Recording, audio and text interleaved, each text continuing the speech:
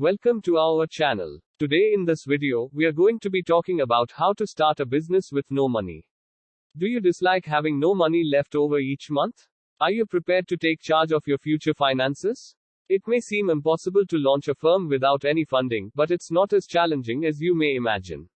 It's crucial to first determine your interests and abilities. What do you excel at? What do you like to do? These are the elements that will power and sustain your firm. Do your research next. Consider your rivals and the level of interest in your goods or services. As a result, you'll have a greater grasp of the market and be able to make wise decisions. Make a strong business plan. Third, this will act as a roadmap for your company and keep you on course. Using online templates, you can construct a business plan for nothing. Fourth, utilize free resources. Numerous free web resources are available to you to help you launch your business. You can find techniques to market your company and get in touch with potential clients via social media and networking occasions. And lastly, don't be reluctant to seek assistance. Having someone to encourage you and provide advice, whether it's a mentor or a friend, can make a world of difference.